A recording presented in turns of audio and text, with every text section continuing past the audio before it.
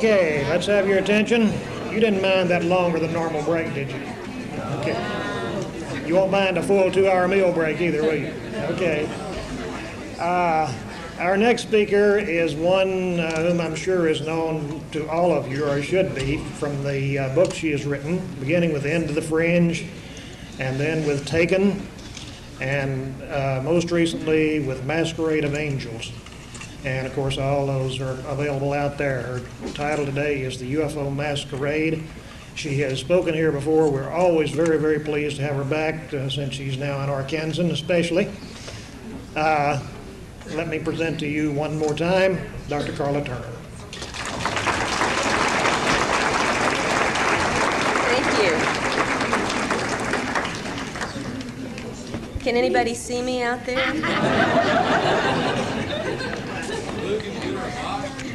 I need a Coke carton, somebody to stand on here. All right, how about sound? Are we okay on that? Well, before we get started, and someday my eyes will actually get used to this and I can see who you are out there, I just want to mention something. I haven't been able to sit in on many of the presentations so far because I've been working out front. And I don't know if anybody has made a big to-do yet over the fact that this is the 7th Ozark UFO Conference. Has everybody already celebrated that and I missed it? Well, this is the 6th one that my husband and I have been to, and I really want to thank Lou Farish for one more excellent weekend, if I survive it, that is. And, Lou really makes it feel very natural and effortless and so easy to be here, but I think Lou would agree with me that that's probably an illusion. I think it takes hours and hours and weeks of work on his part for us to come here like we do every year and listen and share and catch up with all our old friends and, for me at least, meet a lot of new ones. And all the while, we're getting, so much of the recent information in this field from some of the most committed researchers and reporters and investigators out here. Although maybe I shouldn't say committed. Maybe I should say dedicated instead. I don't think any of them have been committed lately, and let's just hope it stays that way. I'll tell you, though, with all the apprehensions, I hate to get serious on Saturday morning, but with all the apprehensions I have heard voiced in the UFO community and other communities over the past year about all the escalating social and political and scientific and religious repression and suspicion and polarization, and even fears of some new incarnation of totalitarianism, though, you sort of have to wonder just how long we're all going to be able to continue to do what we're doing this weekend and to research and report and educate ourselves and others about the real nature of this phenomenon. So let's all take advantage of it while we have the opportunity here. Many of us attend a number of these conferences, and I think we read a lot of the relevant books in the magazines and journals, and we have a great network of friends and connections all over the country, all over the world, in fact, with whom we share information. And I just want to say, no matter what our differing views may be about the ultimate nature of this phenomenon, I think we all must agree we're living in a very exciting world and a very exciting time. We all feel this. The more involved we are in the field, the more deeply we feel this. But the truth is that the rest of the world isn't watching what we're doing. I would remind us all that the UFO community is very small. It's very isolated from mainstream society in a certain way, although we're all out there right in the middle of things individually. And the things that we take for granted, most of society takes for science fiction, or fantasy, or hoax. And they pay very little conscious attention to us. Now, the reality of this phenomenon is not part of their perceptions for the most part, and until it is, I feel that we have a strong obligation to try to do something about that.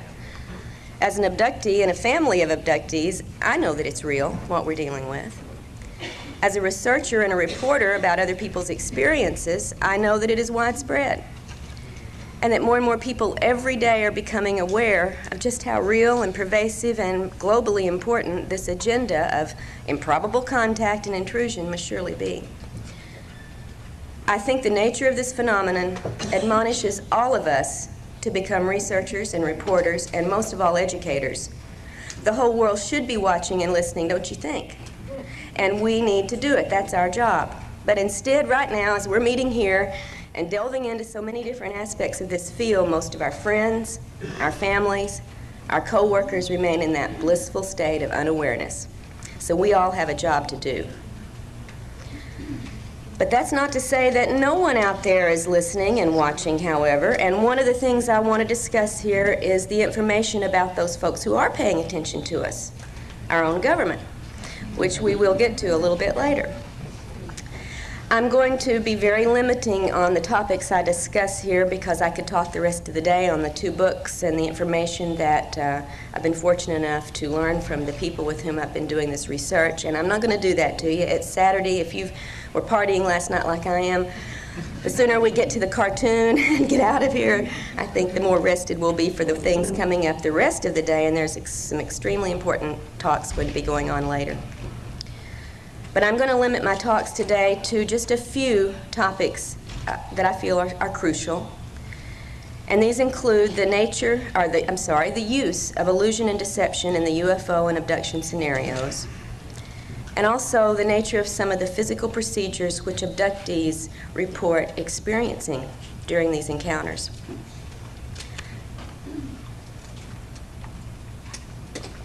Since 1992, when my family's personal account was published in Into the Fringe, I've been engaged in 2 fairly lengthy investigations. And the results of this work we recently published in the books Taken, Inside the Alien Human Abduction Agenda, and Masquerade of Angels. And although Taken was published first, I'd actually been working with Ted Rice and Barbara Bartholick on the research that led to Masquerade quite a while before the work in Taken. So I'm going to refer to Masquerade's material first this morning. And then I'm going to look briefly at the reports of the 8 women who contributed their accounts to the material in Taken. And as I do so, I just want to point out again several important correlations to some of the things in the material from the women in Taken that had already turned up in the work that Barbara and I were doing with Ted Rice. So both of these discussions will be brief, and I will take the final half hour or so of my allotted time for a video presentation of some of the many drawings and photos and a video excerpt that from women involved in the Taken project that I was unable to include in the book. That's one of the things I really wish we could have done, was to include a number of these illustrations. So I'm going to do that today to try to make up for what we were not able to do in the book. In 1991, when I first met Ted Rice, I was naturally intrigued by his memory of a mass abduction experience in Shreveport, Louisiana.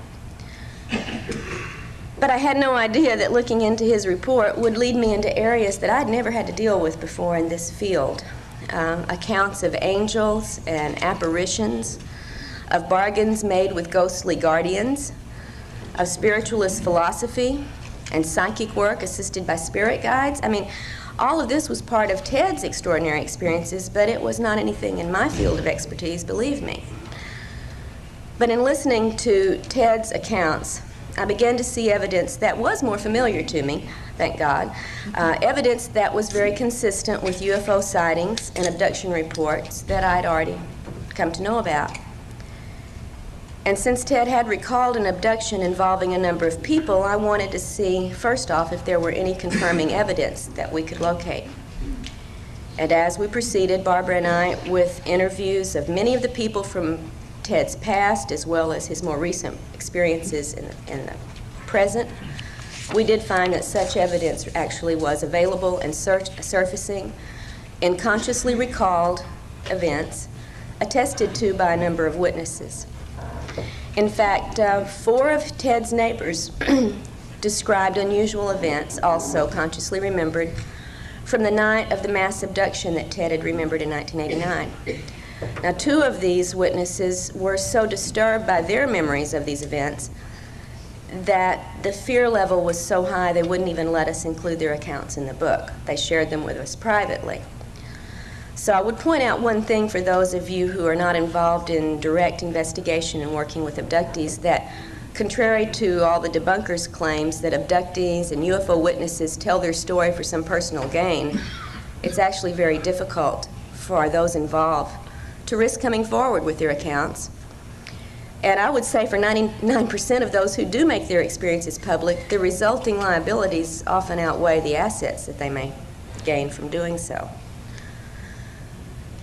After thoroughly interviewing Ted about his conscious memories, we both felt that there were important gaps in several of these events that were worth investigating with hypnotic regression. And I'm not going to take time here today to argue the merits and the problems of regression work, but I will say that, in my experience, it's proven to be a very useful and manageable tool of research, and that without it, I think we would be left to deal only with alien-controlled information, which abductees are sent home with after their experiences. Now, it's important to note that at the time Ted began his work with Barbara and with me, he had been involved for most of his adult life in spiritualist work. An extraordinary series of encounters that he had in Sun Valley, Idaho, with a mysterious woman, beautiful and young, who called herself Maya, first introduced Ted to metaphysical matters and also made him aware of his own psychic abilities. I would remind you that Maya is the Hindu term for illusion, by the way, and that Maya also turns up in a number of other people's experiences, often in the guise of some Pleiadian star being. Ted, at the time of meeting his Maya, had no thoughts on these lines, no information about such things, and certainly took her simply to be the very mysterious, beautiful woman that he experienced. In the account in Masquerade of Angels, however, you will find that there was more mystery to Maya's presence there in Sun Valley than Ted had any idea of at the time he was engaged with her. Still, coming face to face with his own abilities through some of these encounters and time spent with Maya, Ted was very reluctant to pursue these ideas or this ability he apparently had. And it was several years later before circumstances propelled him into psychic training and his involvement with the spiritualist church. And when he did make the commitment to go forward with this work, Ted went forward full tilt. In fact, he was a co-founder of the church's first congregation in Georgia. And he began doing psychic readings, which he is still doing today. Ted was convinced that the metaphysical understanding he had found was of God, and that his work served God's higher purposes, as revealed to Ted by his spirit guides from the other side. But intermixed with Ted's paranormal events and psychic work were some startling encounters with apparently non-human entities, including, in 1989, of course, the abduction along with some of his neighbors. And at that point, Ted discovered that perhaps a different force had been intruding into his life for a number of years. And this was a force that his spirit guides had never bothered to mention, explain, and that his spiritualist training did not delve into either. So Ted needed some new information, and this led to our contact and investigation. And as it progressed, it became clear that the research into all of these extraordinary experiences could take several years. But after the first 2 years, we felt that the information we had gathered was important enough to communicate it as soon as possible, albeit going on with the research, and we're continuing to do that to this point right now. We stopped and did the material organization that resulted in Masquerade, which was published in 1994. And we have full intentions of following up this report with everything else that Barbara and Ted and I have continued to uncover and are continuing to pursue at this point, as soon as it's feasible to get this material back out to you as a sequel, a follow-up, an ongoing investigation. A full account of our first 2 years of work is found in Masquerade of Angels, but for brevity's sake today, I'm going to focus on only 3 aspects of the alien agenda as it relates to the material that Ted and Barbara and I have had to deal with. The first matter is the intrinsic deception at the heart of this agenda, and that's something that's become clearer with every new report that surfaces. Whether we choose to call it screen memory, telepathic mind control, technological mind control, or virtual reality scenarios, the entities involved in the abduction phenomenon employ masterful illusory capabilities. And I don't think the importance of this fact can be stressed strongly enough. It must affect all of our thinking and our research when it comes to these alien-human contacts. In Ted's experiences, for example, there were several occasions where such masquerading techniques were employed, and I could spend, as I said, the rest of the morning just dealing with these, and I'm going to be making very brief references, and hope you'll maybe want to read about the rest of it in the book. One instance involved the appearance of Ted's deceased grandfather on board a craft into which he and his grandmother had been taken when Ted was a young boy. I think I spoke about this a couple of years ago when I was first working on Ted's material, and I didn't identify that this was Ted's story I was referring to. The scenario involved persuading his grandmother to engage in a sexual activity with a non-human entity, and when she refused to do so, saying she had only ever made love with her husband and he was dead, the aliens produced the dead husband. In another instance, Ted watched a scenario that surely was not occurring in normal reality terms. I call it a virtual reality scenario, and this began shortly after he had heard a very quiet sound like helicopter blades. And in this ongoing event, after the helicopter blade noise, Ted watched as a human-looking entity dressed in military clothes popped through the ceiling into the room, holding a young child that was very, very similar to Ted's appearance at the same age.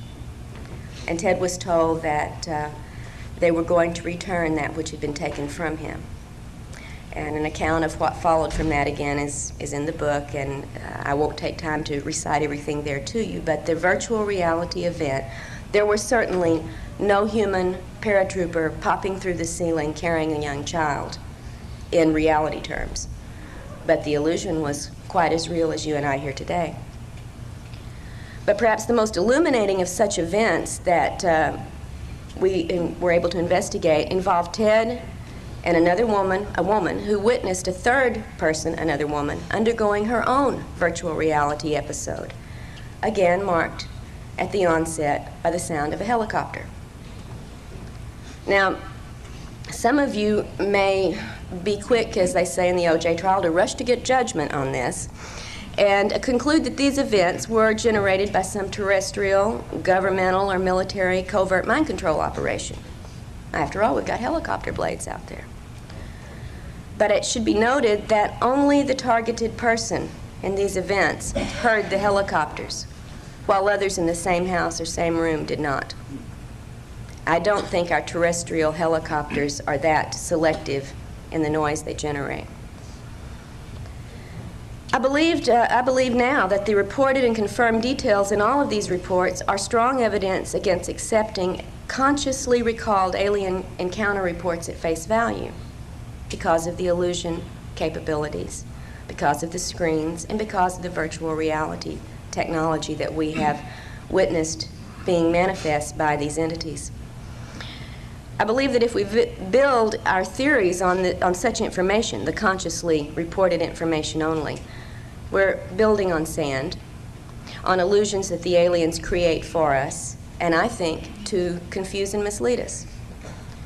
Now, this is not to say, however, that all alien encounters are virtual reality events, because there is also plenty of very strong evidence for the physical nature of many of these encounters. So to be perfectly objective, the definition of abduction would have to include any event or scenario that is generated externally for the targeted person, whether it be a physical encounter, a virtual reality scenario, or a telepathic contact. Now, a second important discovery from Ted's investigation, and this was important at least for me, was the possibility of cloned human bodies produced by these abductors. And that's the second thing I'd like to talk about briefly today. In the mid-1970s, a memory of a childhood event surfaced in Ted's mind during the night while he was sleeping. And in an altered state of consciousness, he got out of bed and went to his typewriter in the middle of the night and wrote out this memory as a story. In 1991 and 92, when Ted and Barbara began a series of regressions, it popped up in these events, this scenario that Ted had recalled as a story, but a very different version of that basic story emerged. A version in which he went through what can only be called a horrific experience, in which his original body he perceived as being killed and taken away, and his essence, for lack of a better word, we could call it soul, energy, or whatever term one would like to use, was contained temporarily in a black box, placed on a counter, and transferred shortly thereafter into a cloned copy of young Ted's body. This was his perception of what occurred with him, and this is the first time I had ever heard of such things really in any detail. Now, when we made our external investigation, interviewing people who were part of Ted's family and friends at the times many of these things occurred, several pieces of corroborating items did come out, all of which I tried to present fully in the book, but just briefly, one of the most telling, for me at least, was interviewing Ted's mother. And at the time that Ted recalled being transferred into a different body, his mother recalled the suffering he went through for weeks afterwards, feeling that his body was on fire, having to soak him repeatedly in ice water, trying to bring him some comfort, and noting that the childhood diseases that Ted had had before the cloning recurred afterwards. Excuse me. The third point that I want to correlate with information from subsequent investigations in the accounts in Taken concerns the possible involvement of human, apparently military, personnel with certain abductees. Now, if nothing else, this involvement of some authoritative agency within our government should tell us that our decision-making powers that be, the structure that pretty much controls how we deal with this phenomenon as well as with everything else going on in our society, takes this phenomenon very seriously. I would guess that most of you here have already learned about the many hard pieces of evidence that do reveal the government's knowledge of and involvement with the UFO question. Such classic presentations as those in Clear Intent and Above Top Secret can point you in the direction of getting your hands on the paperwork generated by the government that makes it very clear they have involvement they have never been willing to discuss with the public. Now, the evidence for our military involvement with abductees, I will admit, is much less well documented, certainly, but for the individuals who are on the receiving end of this activity, it is very compelling and very traumatic. There are two basically different bodies of data relating to the possibility of human involvement. Now, the first body of data includes such external things as phone taps, mail interference, unidentified human agents who photograph the homes of abductees, photograph abductees themselves and follow them, sometimes even breaking into their homes, making threatening phone calls, apparently able to make certain medical records disappear, also alleged alien artifacts disappear, and it goes all the way to the extent of direct confrontations between the military personnel and certain abductees. Sometimes to the extent of abducting the person and using a number of interrogation techniques to elicit information about the person's activities with the aliens.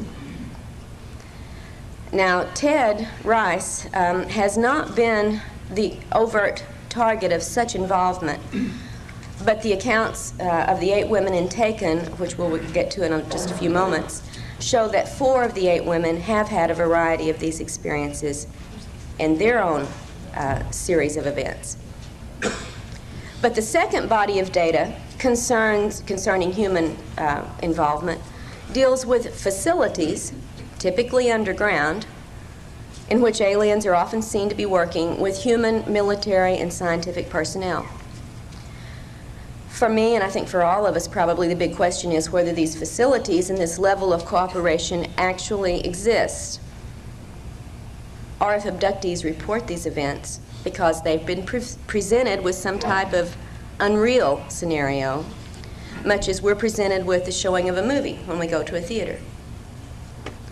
Until we have located such a facility, externally verified its existence, and exposed the activities going on there that abductees report, this question's got to remain open. All we can say for sure is this: a number of unrelated accounts include descriptions of such facilities, usually with reference to either scientific or military activity, although there is a third set of reports that describes something much more disturbing, and this is one of the things that turned up in the case with Ted and with certain others who are part of a great deal of investigative activity on Barbara's part and my part, that are, well, I'll just try to give you a little brief scenario of what Ted consciously recalled about this third type of human underground facility. In the mid-1980s, Ted awoke one morning with conscious memories of an altered state event that occurred during the night. He was living in Albuquerque, New Mexico at the time, and part of the journey that he recalled from the night before included flying over a fairly desert area to a remote compound where many people were herded together. He didn't remember being involved in any actual activity, but only in seeing several areas that were accessed through this above-ground compound into a large underground installation. He remembered consciously that the humans in the compound seemed extremely despondent, quite miserable, and he recalls shouting out in anger to a couple of these people sitting there, or the people who were doing the things to the humans, "You can't do that. You can't treat our people like cattle." And being outraged, entirely outraged by whatever it was he had seen, but consciously only recalling the outrage, only recalling his protest, and not recalling what it was he had seen that generated this protest. Now, this account is also included in Masquerade, and it is one of the memories that Ted and Barbara have been able to explore with regressive hypnosis after the time that Masquerade was written. So we have more information to report on this, and I'll try to make sure that the report on all of our work that sheds new light on what we've already presented in Masquerade will get out to you as soon as possible. What Ted recalled at the time of the regressive hypnosis is, without doubt, outrageous and horrifying to any human sensibility. And I would remind you that such scenarios have not yet been shown to be a factual reality. I would also remind you that Ted is by no means the only person to have remembered such details of areas like these in this underground facility in which abductees report seeing human bodies physically processed, and that very similar accounts have come from other people's conscious recollections as well as from hypnotically retrieved descriptions. If such facilities don't exist, I think that we still have a big problem in understanding the nature of this phenomenon, because we should be concerned to understand why such a grisly, horrifying illusion would be presented to so many abductees, and what purpose that could conceivably serve for an alien agenda. After drafting this initial report on the investigation with Ted and Barbara, I then became involved in the project that resulted in Taken. And this was a special study for me. I wanted to do a specific set of reports that had homogeneous backgrounds so we could make some comparisons and correlations with the material. So in order to have a more homogeneous group for the study, I chose 8 women from various parts of the country who had contacted me after reading Into the Fringe, and with whom I had begun initial sharing of information. I let the women relate many of their experiences in their own words rather than trying to take over and give you a second-hand account of something that in first hand would be much more meaningful to you. And I hope, as the subtitle, Inside the Alien Human Abduction Agenda, implies, that the reader would be able to immerse into these intimate experiences, which are so very difficult to relate without the words of the people who have gone through them. After working through the 8 different case reports and doing as much investigating as we could manage, considering the widespread geography of the women's locations, I then correlated the reports and the accounts and referenced over 100 different details about the entities, the procedures, the communications, and all the secondary events that make this abduction phenomena so complex and confusing. And I've included several pages of this correlation as part of Taken. There's also a lengthy comparison chart and an explanation or an analysis of the corroborated details. For quick reference, you can look through the small chart, and then there's a larger discussion afterwards. But the correlations that we focused on covered 10 categories: types of contacts, types of entities, types of physical exams and procedures, types of other activities, types of communications, settings for these encounters, reports on the bodily effects from the encounters, reports on external effects in the environment of the abductees, and after effects on the abductee, as well as correlating certain items of personal history, such as ethnic background, etc. Now, for the purpose of this brief presentation this morning, I'll only focus on a handful of examples from the reports of these 8 women, but I would like to identify them in their location. Pat in Florida, Polly in New York, Lisa in Alabama, Beth in Puerto Rico, Angie in Tennessee, and Jane, Anita, and Amy from 3 different areas of Texas. Now, to begin with the evidence of human involvement, 4 of the 8 women, namely Pat, Lisa, Beth, and Angie, have reported face-to-face contact with military personnel in a variety of situations. I think you will find the most surprising to be that of Pat's family's experience. And it is confirmed by all of her living relatives, and there are only a couple left after the length of time between the event happening and us beginning this investigation. The members of Pat's family in 1954 included Pat at the age 12, a brother and a sister, her mother and stepfather, and a grandmother, all living in a rural location.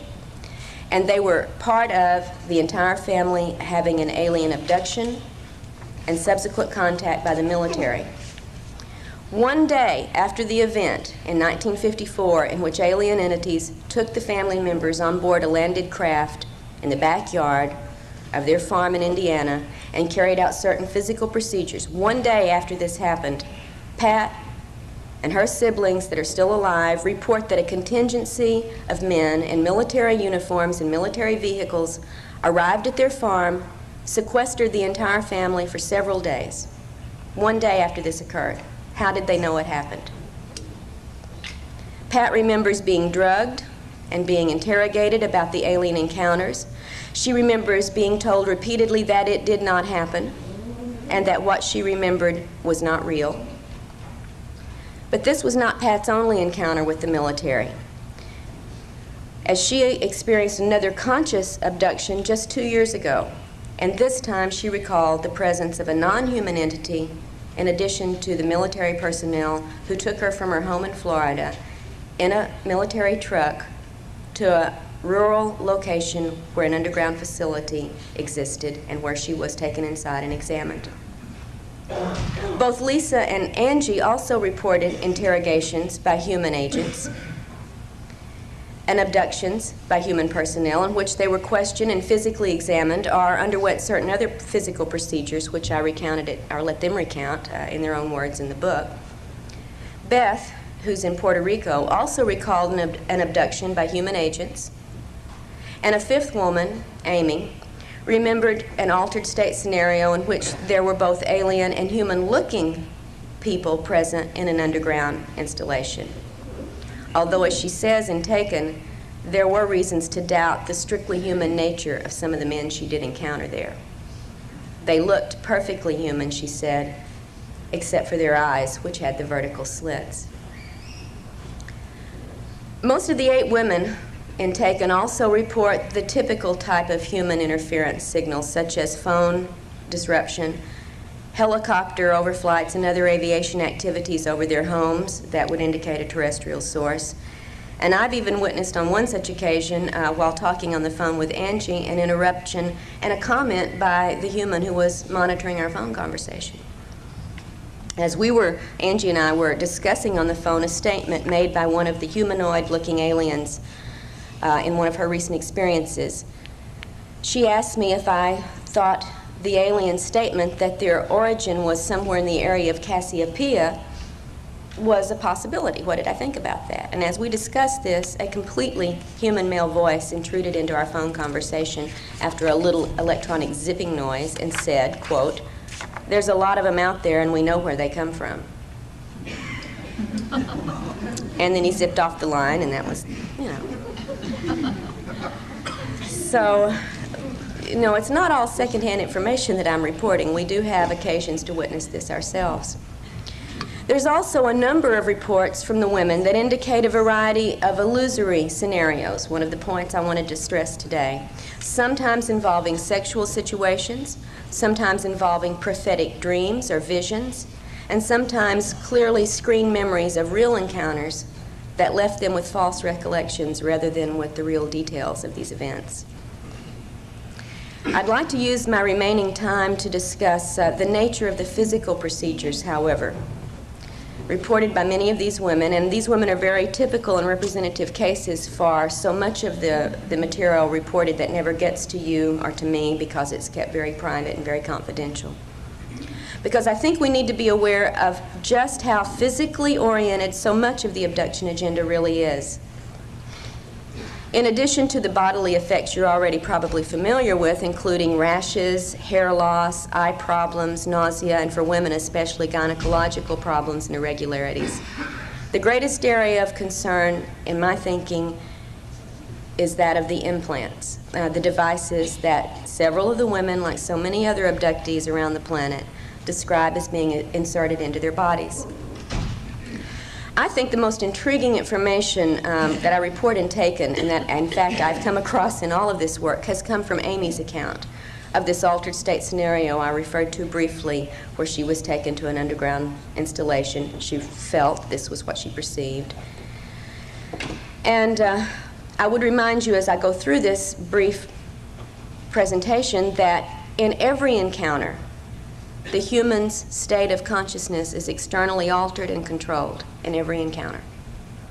And knowing the virtual reality capabilities and the screen abilities, we need to remember not to take everything as being the gospel truth that people come away remembering.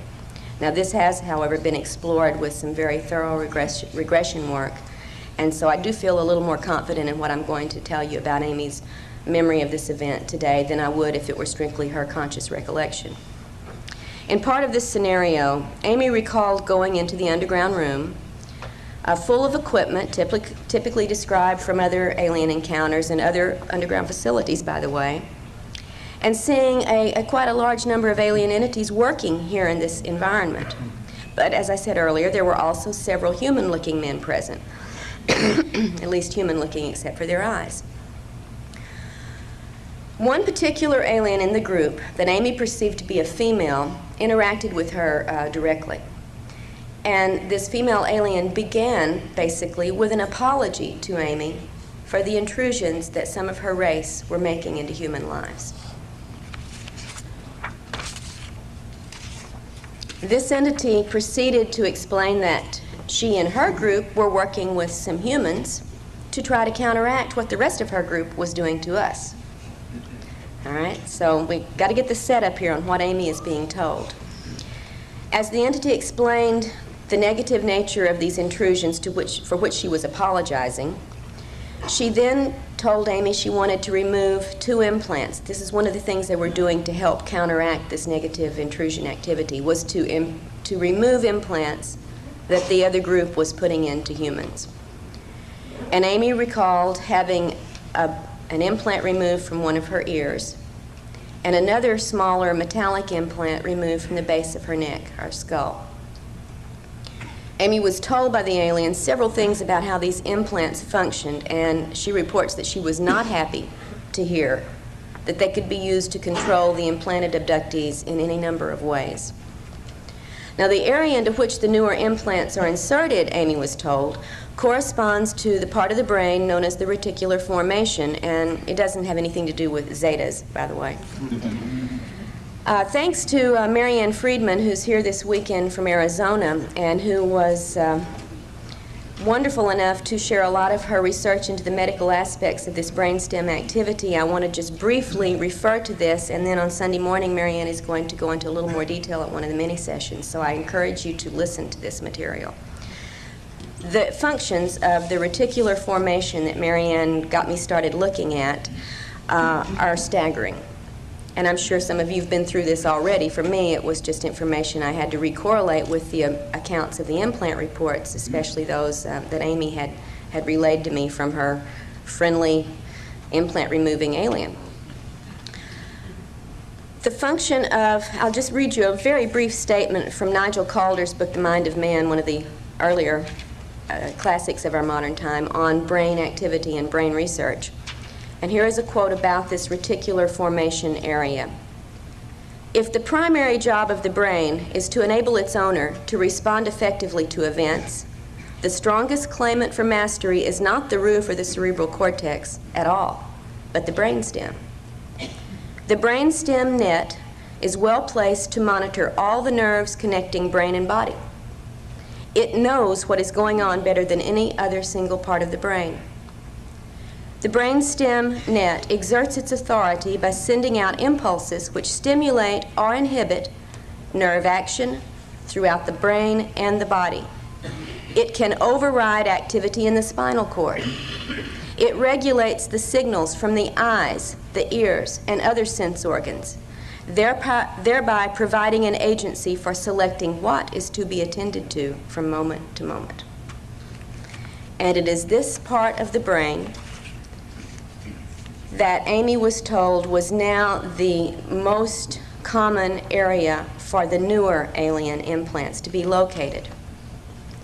If the aliens are indeed placing control implants into this area, then they would be able, as you've seen from this just very brief description of the brainstem activity, they would be able to control everything from the person's level of consciousness, to the bodily functions, to the memory and thought processes, and the assessment of all sensory input.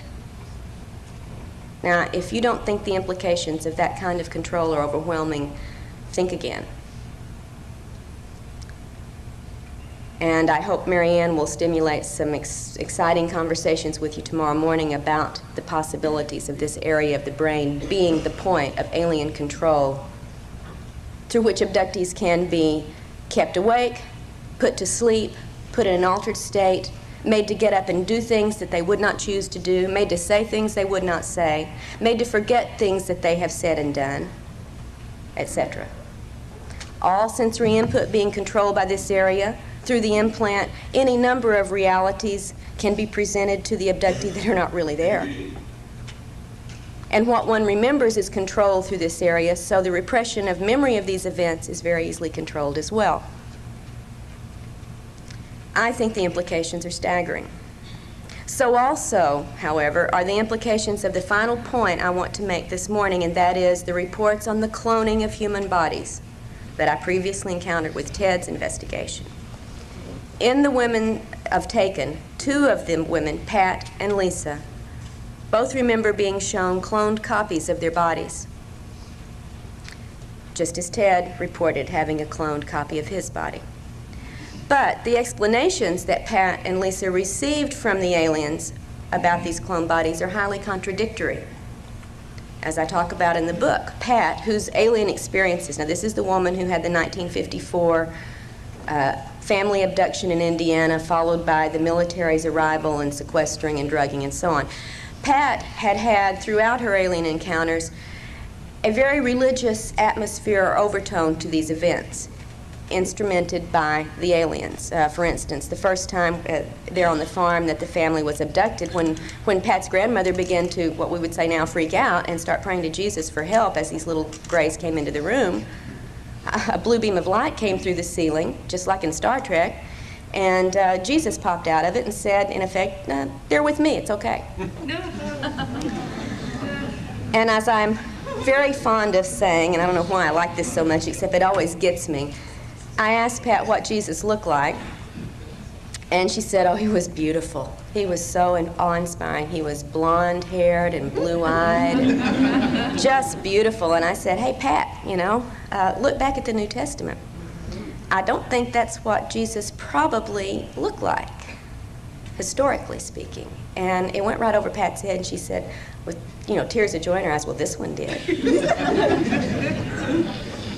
They knew how to push Pat's buttons. She was a very religious person.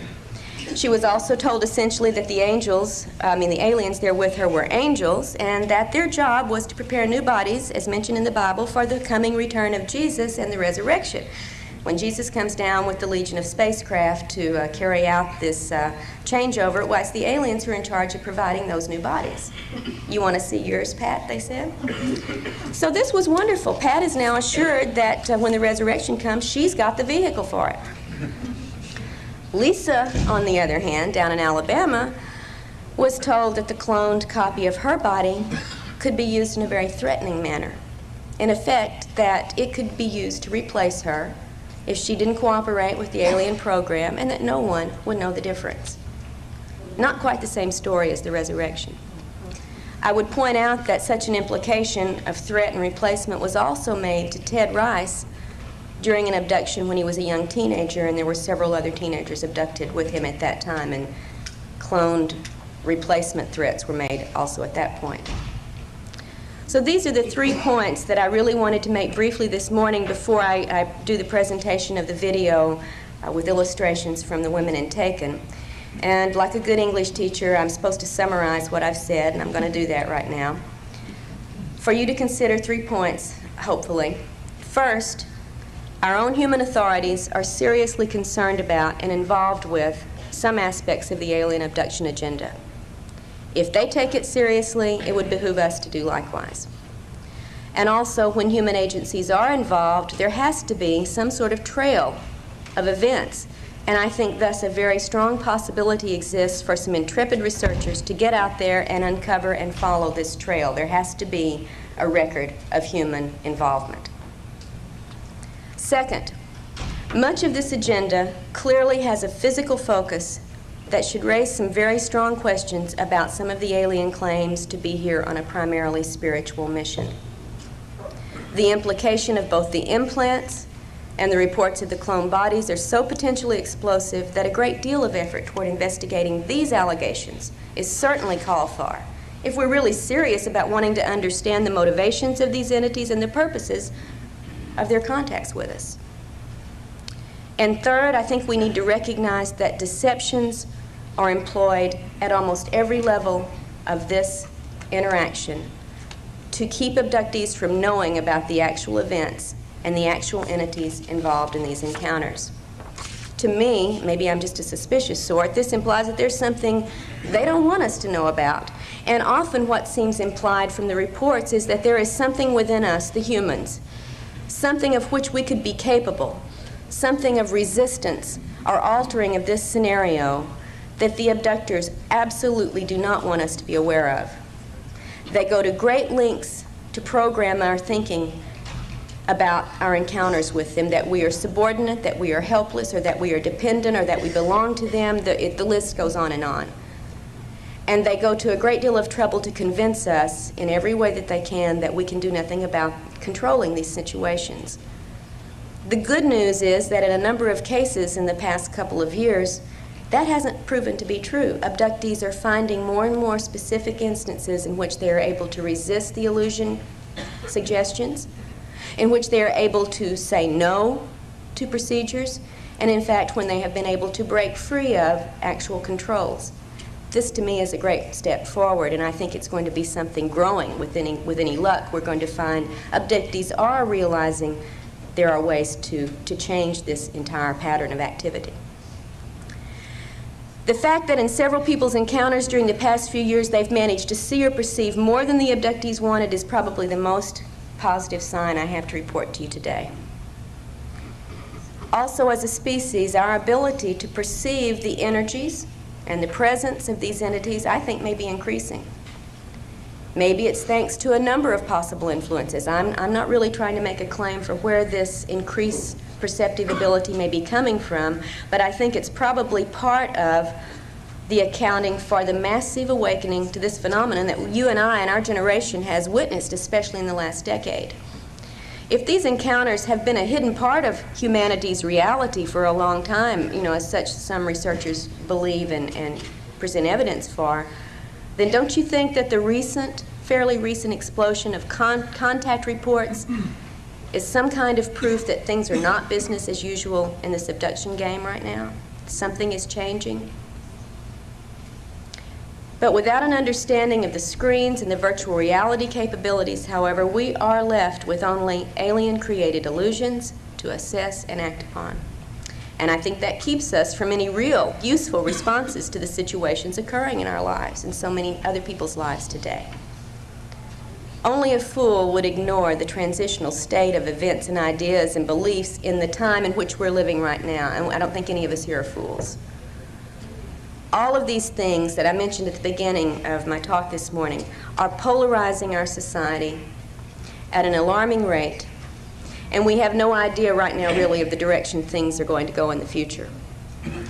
And that's in the general society. Within ufology, theories abound and arguments rage over especially the abduction controversy. And you know, sometimes it's reached such extremes that I feel very confident this morning in predicting that we won't have the answer anytime soon if this keeps up. We should be admonished to get past the differences and start working on the similarities and the shared interests that we all have in this field.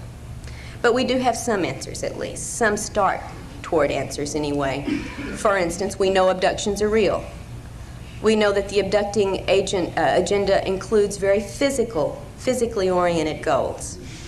We know that the abductors contradict themselves and often give false information, as well as information we don't have any way of testing.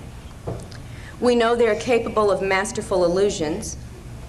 We know that they always take control of us during encounters, which to me is a sign that they fear an unfettered Homo sapien.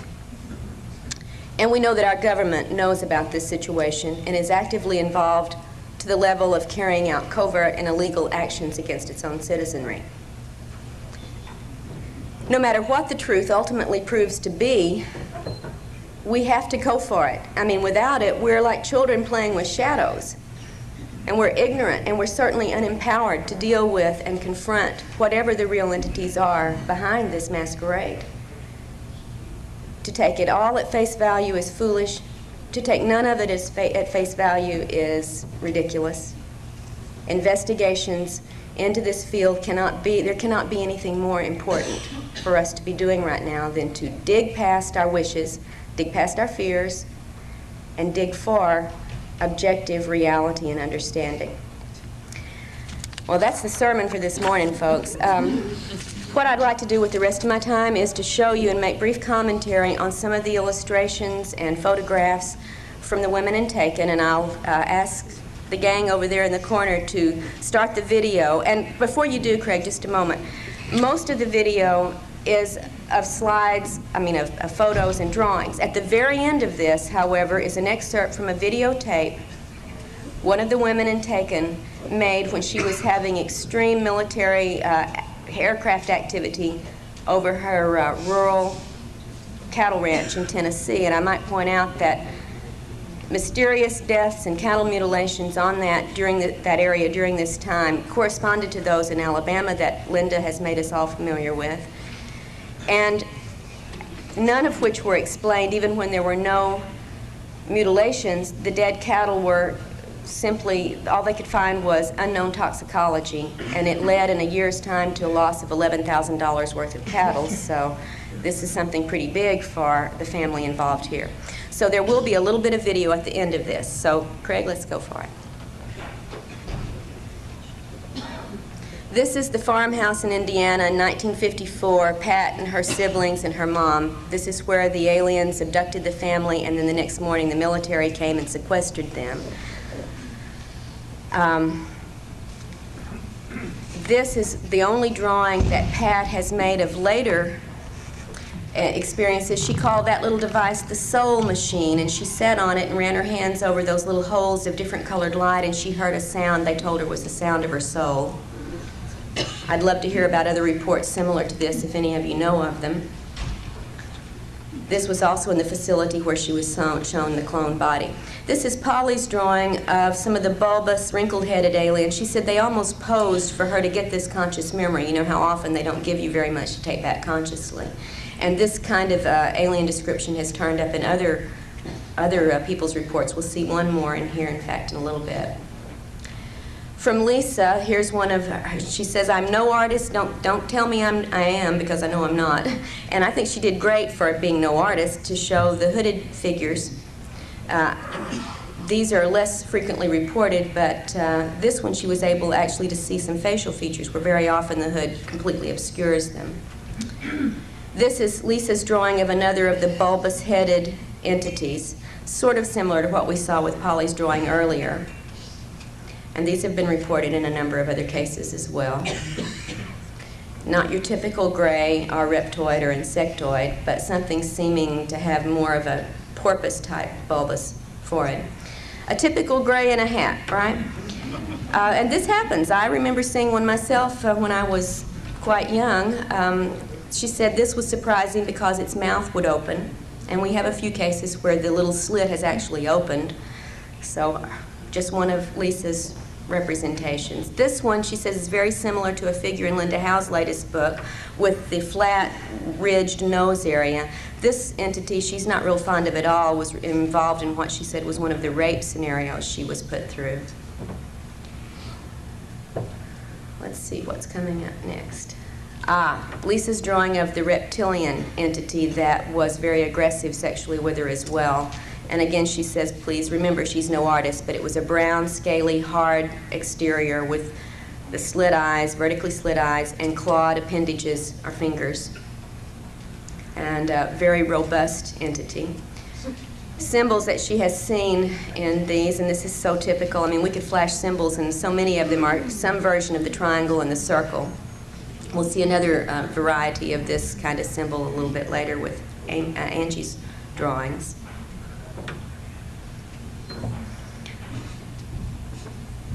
From Anita in Texas, this is a drawing of what she called the tan ones, and she makes a very big distinction between the tans and the grays. She said the grays could care less about us. They're very official or impersonal, but the tans seemed to go to a great deal of trouble to make her want to love them and to elicit love from her. She remembered at one point patting it on the face and saying, "Too bad it's not real." This is the drawing from Anita's granddaughter who lives with her of what she said were the mushroom men who had come into her room one night. These, however, she said were no more than maybe 1.5 to 2 feet tall. You note the drawing details that she is included in 4 fingers and so on. Here's Beth's drawing in Puerto Rico of one of the doctors on board who dealt with her and her entire family in 1978 when they had a massive abduction. Jorge Martinez investigated a lot of this case, but it's only been reported in Spanish so far, so, except for what we have in Taken. Widow peak hairline, very typical reported humanoids. When Beth recalled being taken by the military to a desert area where there was an above-ground compound area, much like what Ted described, being then taken again underground through this adobe or old-type structure into a room with military where she said 2 men in astronaut suits made a presentation here in this underground room to her and a number of other military people who had her there. And she was there not by invitation but by duress. So very similar to what Ted had remembered from the mid-'80s event in Albuquerque. We don't know where these facilities might be, but you know, Kirtland's not that far away. One of Jane, also one of the women in Taken from Texas, one of the photographs of a UFO, Jane's entire scenario began with a number of overflights of UFOs witnessed by neighbors and relatives, and she was instructed on this day to clean her camera, get new film, and go out. They were going to be there. And this is one of the shots. Some of the body marks that we've talked about so many times, the triangle of punctures on Jane's arm, are typical of what most of us have had recurrently. Let's see if we can go on to some other physical marks, I believe, here. We'll see a little bit later. If not right now, I can't remember the order of these things. Yeah, this scoop mark on Jane's leg. Now there are some scoop mark reports that we've had, including one in the family, where after the scoop begins to heal, a waxy grayish substance oozes out of this for a while, and then it heals up to the regular scoop mark that we know, and this is one instance of that happening with Jane. Jane's drawing of a memory of being before this council of long-haired, light entities. She cannot recall what they were telling her, however, but this was the best she could do to capture the feel of these faceless entities. And again, this is often a similar situation reported by other people, including one other in the book taken, Amy. An unusual scenario, Jane recalled only snatches of an encounter in which she saw robed aliens at work in one of the facilities, and she heard them listing certain places in the Texas, Louisiana area by name, certain towns and locations, and then the words activate, activate, activate. The little black box, the memory of the faces, seeing her feet as she's being carried out of here, all just very partial glimpses from an event in Jane's recollections. And the little black box is very similar to the box used in Ted's cloning soul transfer event. And you notice these weird black tubes coming out. We're going to see that later in other drawings. Jane's most intense recent encounter she tried to relay in a series of paintings, being on the desert planet, so many people report, seeing the UFO coming in, being under control where she couldn't move, and then watching a series of changes where the UFO seemed to beam down this illuminated globe type structure with markings she couldn't really capture in all their detail. And then this going through another stage of transformation from this globe-like decorated object to a floating dark globe with antenna that began to come very close to her, so close that she became fearful she was going to be knocked off the mesa where she was sitting. And the last conscious memory she had of this event was of this globe coming up right to her face. Under regression, we found out some more information about what went on, including an implanting procedure that this globe was involved with in Jane's suppressed memories. This is Angie, the woman in Tennessee. One of the rectangular scorched areas or dead areas on her property from an event, this now for a year and a half, of course, nothing grew there. This was an event she had recalled seeing the night before, or briefly before, I can't recall if it was just exactly the night before, in which there was this rectangular device with two aliens out in the yard near the barn area, apparently taking soil samples, which of course, you know, they've been doing since time immemorial. They just can't get enough of our soil. But the mark on the ground was physically there for quite a while. And if anybody's willing to pay for some soil sample testings, we've got some. Here's the area of the rural cattle ranch where the mutilations and unexplained deaths have occurred. And you're going to see video from this area of overflights. I just wanted you to see how remote this was from any, you know, highly populated area.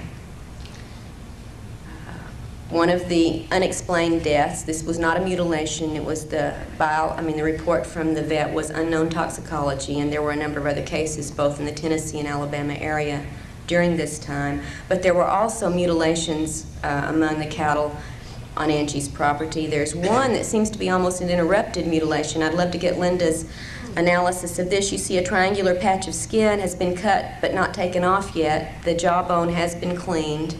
It's like something either was human activity mimicking alien mutilations or an interrupted mutilation of some sort on a calf there. Angie's fetus, after an alien implant that she later miscarried, she actually retrieved the fetus, but under control, of course, took care of making sure it did not, well, it was retrieved by aliens, she believes, the day later. But she saw the size of it and the features of it. She said when they came back to induce the miscarriage that this was the instrument, the long instrument that was used to induce the miscarriage vaginally, and then this little container was, she said she had no idea what the little container was for, but she did remember that also being present on the bed in her bedroom when they came to cause this loss of the child. Some of the marks from some of Angie's experiences, again, the sets of punctures, correlated with consciously remembered events. One of the fetal nursery representations, this is what Angie saw, and this one is included in the book, so you can read more carefully what description she has for the various things. Very similar to what else we've heard about. Angie is an illustrator artist, so she has done a lot better with some of her recollection drawings than many others. But again, in the corner, you see the little black box with those hoses running out of it, just like Jane had seen in Texas. In fact, Angie has a number of excellent illustrations, but we could do that all day. Here's one of them, one of the suited grays, which she said rarely would she see them in clothes. This one had an outfit on. And she didn't know what the little jumble of shapes on the table was. She said, maybe it was art. I don't know. Nothing was explained to me. She also had encounters with, actually 7 different alien physical types. This one with the bumpy skin, the bumpy joints of the fingers, etc.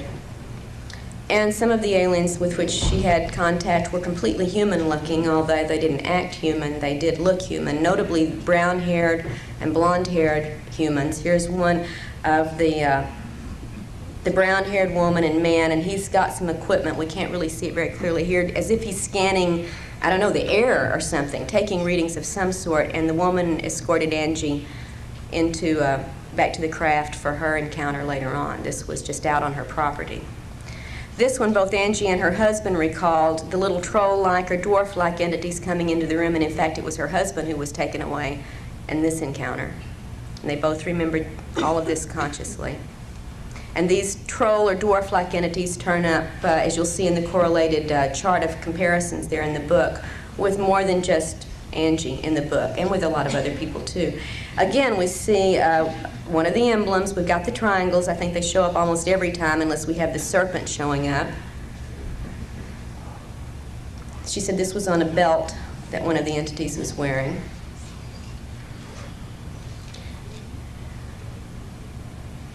Our timing is a little strange here. Okay, one of the craft that Angie recalls seeing out over the property, and I have not seen a report exactly like this one before, but wanted to include some of the anomalous drawings rather than just the typical things that we often get reports about. Another one over the area, and that's the bottom view of it. It seemed like a fiery or molten area, very similar to what's reported in the bottom of the Gulf Breeze crown-type craft.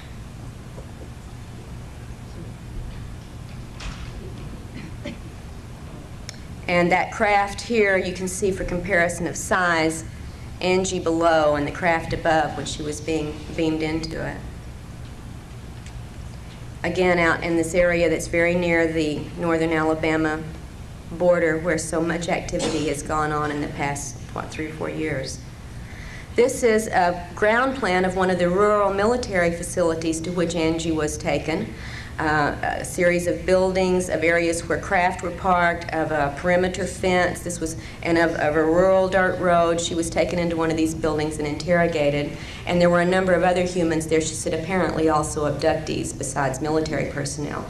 Close-up of the view of the building into which she was being taken, and one of the people who was escorting her. And she was taken along with 3 other women on one occasion into this facility.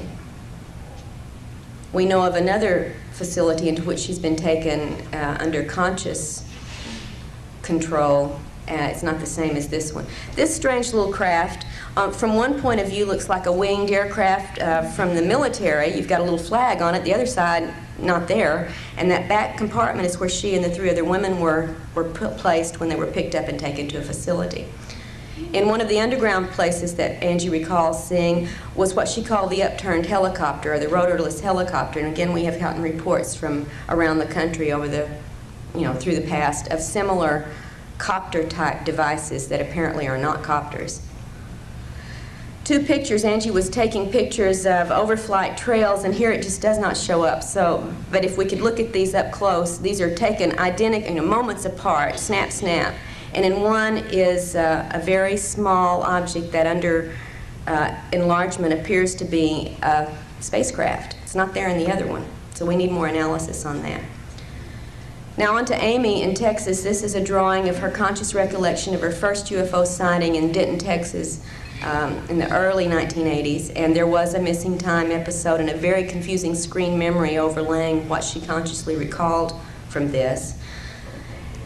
Amy recalls being taught many things by the entities that have worked with her, including, as here with her two young daughters, being shown how to pass through solid objects. And since she had mastered it, now they were going on to the daughters. Of course, she can't do it when she's not with the aliens. One of her daughter's drawings of a ball of light that she has seen a couple of times in the house, and this is a young child's drawing. She says she's only seen this one a couple of times. It's 2 to 3 feet wide, but the one she has seen more frequently is much smaller, like a probe device that we've heard reported numerous times. This one being slightly different, as you'll see here. She said it's like a wiggly tail appendage coming off of this one, but she says this is frequently in the room with her. And she doesn't seem to be fearful of anything to do with these probes, these light sources, although she's not real happy when the aliens have interacted with her. This is a recent just doodle that the daughter had made at 8.5 years old that the mother managed to get me a copy of, and you can see a lot of the what she's doodling out here obviously has some significance to the abduction experiences she's had. Amy's memory of consciously waking up as she's floating down her hallway into the kitchen and out the back door in one of her events. She said that was the conscious part. After she got outside, she didn't remember anything, but you can imagine waking up floating and being a little bit surprised. She quite was.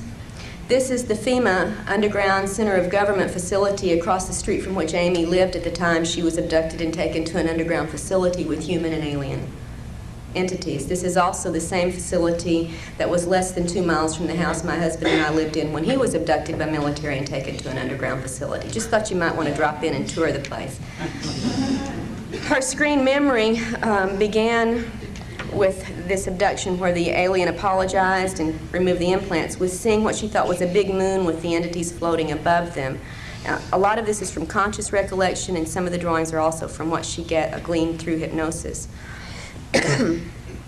She recalled being in her dining room where these the non-Earth representatives, as she called them, and the human representatives first came to get her to take her to this facility. And the men all look quite human. She said, in fact, she almost thought she recognized one of them as a political figure, but she wasn't really certain. She was told they were ex-professional pilots, military people, and so on, but when she got up close to one, she could see the vertical slit eyes and began looking at the other men and said she was aware that they had contact lens coverings over their pupils. And without the coverings, with the coverings, they just looked, she said you couldn't tell them from your neighbors. She was told to not remember this scene, and she fought very hard to do so. The facility room into which she was taken, now the little drawing at the front of that is Amy with the female alien who was apologizing and removing the implants. She said the entity had a plastic-like mask over its face, and it's very confusing what the purpose of that might have been, because if it was to keep the eyes from having any kind of control, certainly it didn't work, because the eyes were the only thing that actually did show on her face. And we'll see that a little closer up in just a moment. I think. Yeah. Amy's drawing of the removal of the implant from the ear, which seemed to be of a malleable, flesh-colored substance, and when it was pulled out of the ear and shown to her, it disintegrated. And we have another report, Barbara Barthlick has another case report where an identical ear implant did exactly this when removed. It just broke into pieces and dissolved, disappeared. But she said when she looked at it before it changed, she could see what were embedded in it, like finely placed little wires or filaments that were in this biological-looking or flexible-looking material that was very flesh-colored. Then the removal of the implant from the base of her neck. And there is still a little white circle from where that occurred. At this point, there was nothing on that we had evidence of from the ear removal. This implant was more typical of some others we've seen on drawings and x-rays, metallic filament rod with little filaments on the end. She shows here, as we talked about earlier, where the implants are, the old implants were being placed, and the new ones, she's told, are going into the spine, the brainstem area. And the alien told her about some of the newer implants. Now this is the drawings of first the instrument used to remove them, the little biologically flexible looking ear implant, the spot on the back of her neck, and the implant that was taken out of that spot, the rod with little filaments on the end. And this is also in the book, one of the illustrations we were able to include. She said that she was told newer implants are being placed through an area behind and slightly below the ear and into the base stem of the brain area and the medulla oblongata. She said they look like little tiny metallic Tic Tacs, and that the alien told her these were the new ones. She remembered getting the close-up, eyes-to-eyes things and having information imparted to her about the nature of the implants. Consciously, she did not remember much about it, but she did remember she was very unhappy about what she was told. And under regression, she retrieved more specifics of these controls, which do match up with the reticular formation area. A more recent daytime sighting right over the Dallas-Fort Worth airport at noon when she was out on lunch break, she said was so amazing because she saw what first looked like 4 UFOs flying in a formation. As they got closer, they looked like airplanes, again in formation, and then as they kept flying, the airplanes lined up and became a solid circular object. One of the nonsense marks, and we certainly get a lot of these, this one happens to be on Amy, marks on the body that are not punctures, not claw marks, not burns, not cuts, they're just designs. And these turn up from time to time, and this one we just were able to get a good photo of. And finally, Amy's drawing of some of the helicopter harassment that has plagued her and her family ever since she made contact with me and began working on exploring her case. And of course, many of us, including our family, have had this over and over and over. Amy's had a lot with the helicopters. Angie's had a lot with numerous military flights. So give a listen.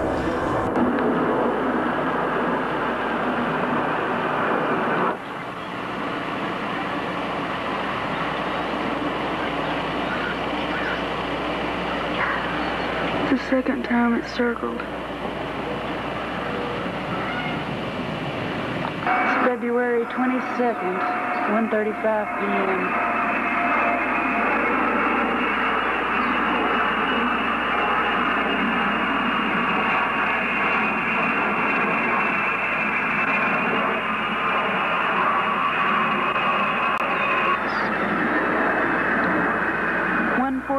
p.m., February 22nd. 10 minutes later, it's back circling. On the original, you can see some strange antenna display on these that don't show up as we've made the generation down copies. Second, 2 p.m. 15 minutes later, it's back.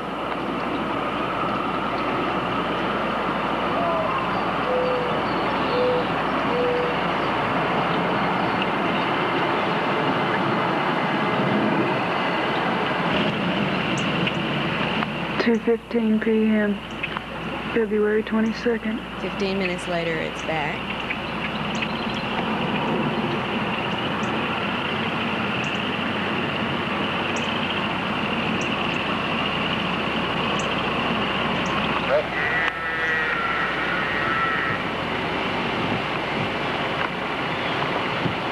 Notice this tight What could have uprooted a tree that big is beyond me.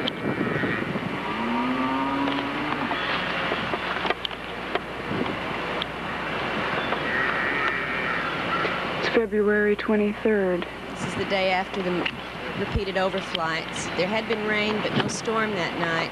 If you notice, trees very close to this one are totally unscathed, except for two that have sheared off top branches and no other damage to smaller limbs around them.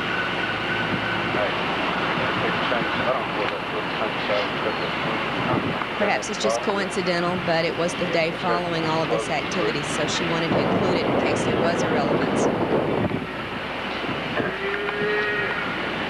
You can see there was living wood. It was not a dead tree, albeit this would make you think so. We have samples from the tree, and it was still alive at the time this occurred.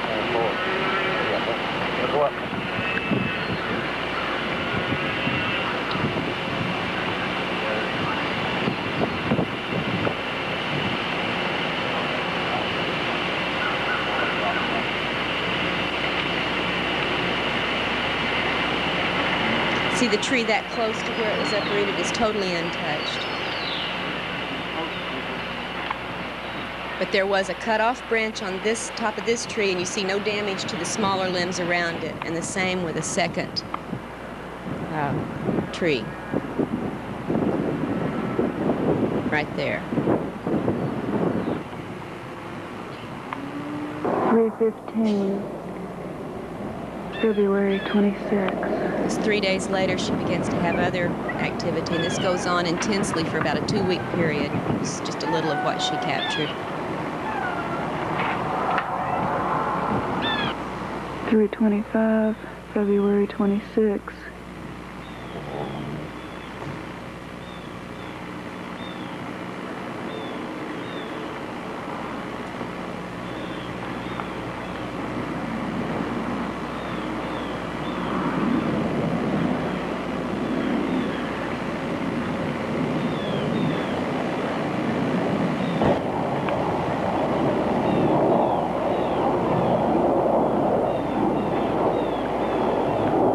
Third time it's circled.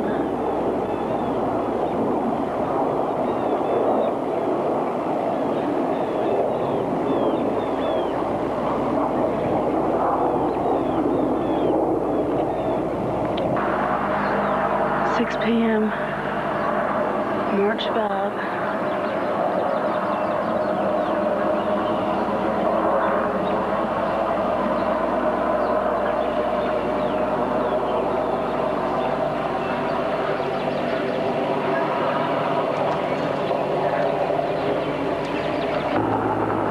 6:50 p.m., March 5.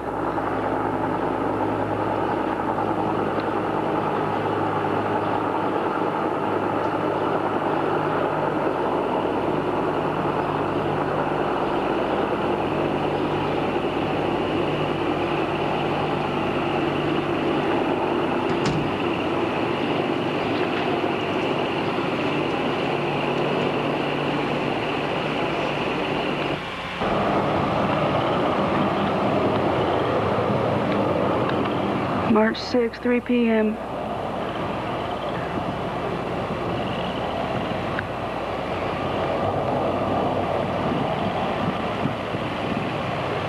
That's one of those crane helicopters with the crooked tail. Okay, Craig, that's all. Thanks. All right, these are just some of the things I wanted to share with you. I wish I could have included and taken when we were able to publish it last year, and I hope this will help give you a little bit more idea for those of you who read the book, what the women were talking about and trying to describe. And for those of you who may read it in the future, at least you'll have some point of reference now for many of the things they've talked about. Really enjoyed the opportunity to share at least these few facts with you today, and I appreciate your attention, and we'll have questions this evening at the speakers panel, so thank you very much.